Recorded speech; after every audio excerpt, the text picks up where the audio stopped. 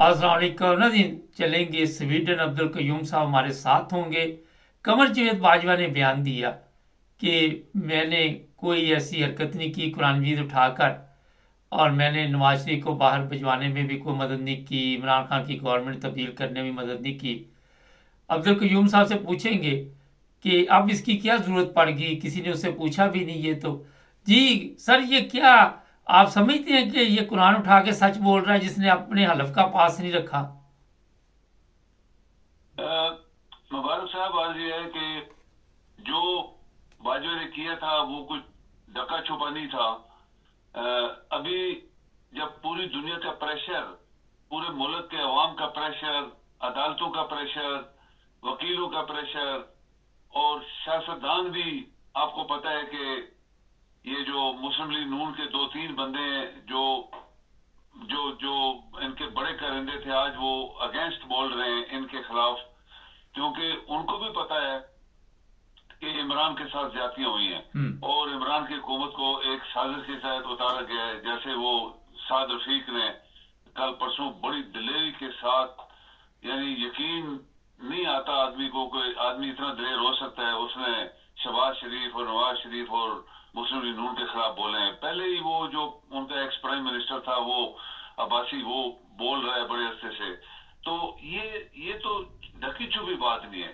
باجوہ آج اگر جیب سے قرآن شریف نکال کے، مجیب الرحمان شامی نے بولا کہ میری بات ہوئی، تو ہاتھ سے جیب سے اس نے قرآن نکالا چھوٹا سا، وہ کہتا ہے جی کہ قرآن کی قسم، میری ماں کی قسم، میں نے عمران کی حکومت جو ہے وہ کوئی امریکہ سے مل کے سازش نہیں کی تھی۔ بھائی اگر سازش نہیں کی تھی تو یہ جو مداری ہے لاہور والا، یہ گاڑی کی ڈکی میں بیٹھ کے یہ اس کے گھر میں جاتا تھا، یہ کوئی چھپی بات نہیں ہے، یہ ریکارڈڈ چیز ہے۔ اور وہاں جا کے کیا کرتا تھا؟ مولانا فضل الرحمان آج تو عمران کی فیور کر رہا ہے اور کہتا ہے میں اس کی مدد کرنا چاہتا ہوں، لیکن یہ بھی تو جا کے چیف آف آرمی صاحب کے گھر ملتا تھا، اور سیاستدان جا کے اس کے گھر ملتے تھے لوگوں سازش کرنے کے لیے۔ مبارک صاحب، یہ بات آپ نوٹ رکھیں، یاد رکھیں کہ یہ جو آرمی ہوتی ہے یا ڈیفنس منسٹری یا یہ جو قانون ہے بنایا گیا ہے ڈیفنس کے لیے، اس کے اندر یہ کلیئر کٹ ایک قانون ہے کہ کوئی سیاستدان فوج کے جنرل کے ساتھ نہیں مل سکتا، کوئی جنرل کسی سیاستدان کے گھر نہیں جا سکتا، اور اگر جائیں گے تو باقاعدہ منسٹری ڈیفنس سے پرمیشن لیں گے، اور جو بات چیت ہوگی وہ باقاعدہ ریکارڈ ہوگی، وہ ریکارڈ ٹیپ جو ہے وہ باقاعدہ اس کو واپس منسٹری ڈیفنس کو بھیجی جائے گی کہ دو بندوں نے کیا بات کی۔ لیکن باجوہ کے زمانے میں تو عمران کو کوئی لفٹ نہیں دے رہا تھا، وہ خود ہی سب کچھ کر رہا تھا، باہر سے ڈیلیگیشن آ رہے ہیں وہ مل رہے، حالانکہ باہر سے جو ڈیلیگیشن آتا ہے اس کی باقاعدہ chairman, joint chief of staff committee, ministry defence, آئی یہ سارے مل کے اجازت دیتے ہیں، تو تب کوئی ڈیلیگیشن جا کے آرمی کے چیف سے ملتا ہے۔ لیکن جتنے ڈیلیگیشن باہر سے، چاہے وہ سیاستدان ہے چاہے کوئی ملٹری کے ڈیلیگیشن، وہ ڈائریکٹ باجوہ ان کو بلا رہا ہے، اور یہاں پرائم منسٹر بھی بیٹھا وہ اس کو پتا بھی نہیں ہے۔ یہ خود عمران نے بولا کہ مجھے انٹیلیجنس بیورو والے، آئی بی والے رپورٹیں دیتے تھے کہ فلاں فلاں بندہ باجوہ سے مل رہا ہے، اور مجھے کسی نے اطلاع نہیں دی، آئی سی نے نہیں دی، یا ڈیفنس منسٹری نے نہیں دی، یا chairman joint chief of staff committee نے نہیں دی۔ لیکن آئی بی والے چونکہ وہ سویلین انٹیلیجنس ایجنسی ہوتی ہے تو وہ ڈائریکٹ پرائم منسٹر کو اطلاع دے رہے تھے یہ ہو رہا ہے یہاں پہ۔ تو یہ تو ابھی وہی بات ہے کہ جب آدمی جھوٹا قرآن اٹھا سکتا ہے، جب ہاتھ میں قرآن جھوٹا اٹھا سکتا ہے، تو پھر اس کے بعد تو اس کا ایمان تو ختم ہو گیا، وہ تو اس کے اوپر کوئی یقین نہیں کر سکتا ایک مسلمان ہے، کیونکہ مسلمان سب سے زیادہ جو ڈرتے ہیں وہ قرآن سے ڈرتے ہیں کہ اللہ تعالیٰ کی کہیں پکڑنا میں ہمارے اوپر آ جائے۔ تو اتنی بڑی سازش، مبارک صاحب، ساری دنیا کو پتا ہے کس طرح ان سیاستدانوں کو ورگلایا گیا، کس طرح اس کے خلاف اکٹھا کیا گیا، کس طرح اس کی حکومت چلتی چلاتی اچھی خاصی، یعنی وہ ہماری اکانومی بھی صحیح جا رہی تھی، وہ وزیر اعظم جو صرف تنخواہ پہ گزارا کر رہا تھا، اس ملک کے لیے کیا کیا کرتا جا رہا تھا، اور اس کو الٹا دیا گیا۔ اور ججز سے آپ دیکھیں رات کو 12-1 بجے کس طرح وہ شاہی قافلہ لے کے وہ چیف جج اور اس کے سارے سپریم کورٹ کے، ہائی کورٹ کے، رات کو عدالتوں میں پہنچے۔ किस तरह कानून को चेंज किया गया, वो सुबह भी हो सकता था, वो सुबह भी जा सकते थे। इससे पहले अदालतों ने कई दफा जब प्राइम मिनिस्टर ने हुकूमतें डिसॉल्व की तो सुप्रीम कोर्ट ने केस सुना, लेकिन उन्होंने बोला कि ठीक है इसने किया तो गलत है, लेकिन अभी चूंकि सदर वजीर आजम ने असेंबली डिसॉल्व कर दी है, लिहाजा अभी नए इलेक्शन होंगे। ये होता था मुबारक साहब पहले, लेकिन ये तो वेल प्लान बड़ी स्ट्रांग किस्म की साजिश थी जिसमें जजेस शामिल थे, सारे सियासतदान शामिल थे, इंटेलिजेंस इदारे शामिल थे और चीफ ऑफ आर्मी स्टाफ शामिल था। तभी इमरान को उल्टा दिया गया और उसके बाद जो 2 साल में हुआ, मुबारक साहब हमें कभी नहीं भूलना चाहिए जो इमरान पीटीआई के साथ हुआ, औरतों बच्चों बूढ़ों के साथ हुआ, सड़कों के ऊपर गलियों मोहल्लों में किस तरह मारा पीटा गया उनको। वो एक मासूम बच्चा लाहौर में 18-20 साल का था, जो शरीफ सा बच्चा एक रात को वैसे ही नारे मारता, उसको किस तरह कत्ल करवाया गया। ये सब कुछ हुआ ना, तो ये इसको कौन कह सकता है ये साजिश नहीं थी?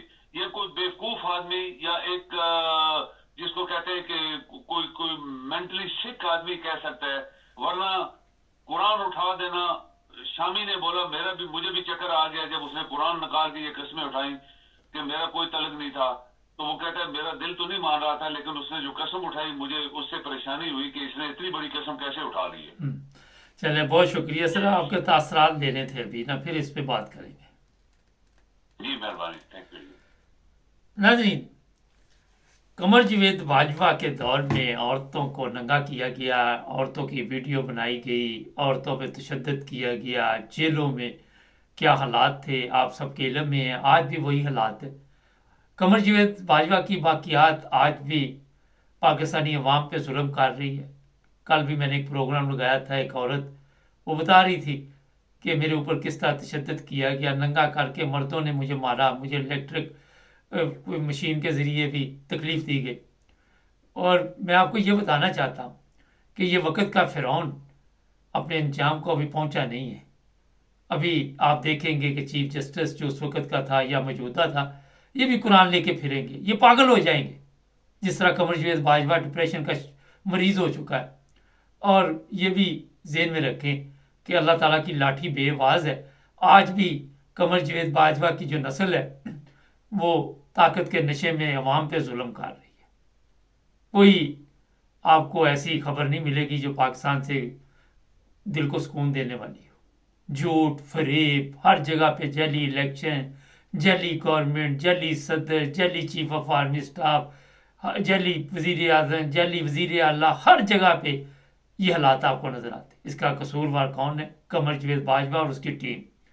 ठीक है, ये अकेला नहीं होगा, इसके जो मशीर होंगे, जो याशी साथ करते हैं इसके रे, जो शराब और शबाब की महफिलों में अपनी ज़िंदगी के मज़े लूटते रहे, उन्होंने पूरी कौम को जिस हालत में पहुंचा दिया, उसका ज़िम्मेदार आज भी कमर जावेद बाजवा ही कहना जाएगा। जब तक तारीख पाकिस्तान की लिखी जाएगी, उस वक्त तक इस बंदे को ज़िल्लत और रसवाई के साथ याद किया जाएगा। लोग या को आज तक मेरा ख्याल गालियाँ देते हैं, फ़िरौन को देते हैं, यजीद को देते हैं, इब्लीस को देते हैं, किस किस को देते हैं आपको पता? तो जनाब, ये जो इब्लीस की औलाद है, इसको क्या पता कुरान मजीद की अहमियत क्या है? इसको क्या पता? ये शैतान के बच्चे को अगर कुरान मजीद का पता होता तो ये एक जर्नैल भी एक काम कर जाता कि पाकिस्तान में सिर्फ अदल कायम कर जाता। ये बिकते ना, इसके पास 12 अरब कहाँ से आया? किसी मुजरम से पैसे पकड़े जाएं तो वो पूछते तुम्हारे पास आए कहाँ से? इसकी तनख्वाह 3 लाख थी, कहाँ से आए इसके पास पैसे? इसने अपनी कौम की माँ, बेटी, बहन, बच्चे, बेटे, बुजुर्ग सबको बेच दिया, उनका सौदा किया इसने। आज कौम जिस तकलीफ से गुजर रही है, मेरा ख्याल है उस पर जितने मर्जी प्रोग्राम किए जाए, आज कोशिश करेंगे मुख्तलिफ लोगों को लाइन पे लेके उनसे पूछेंगे कि ये जो आज कुरान मजीद लेके पागल फिर रहा है सड़कों पे, थोड़ा अरसा ठहर जाए, इसकी नस्ल पागल हो जाएगी, वो छूटते फिरेंगे, वो पाकिस्तान जाने के काबिल नहीं रहेंगे। हमारे चैनल को सब्सक्राइब करें, जुड़े रहे हमारे साथ।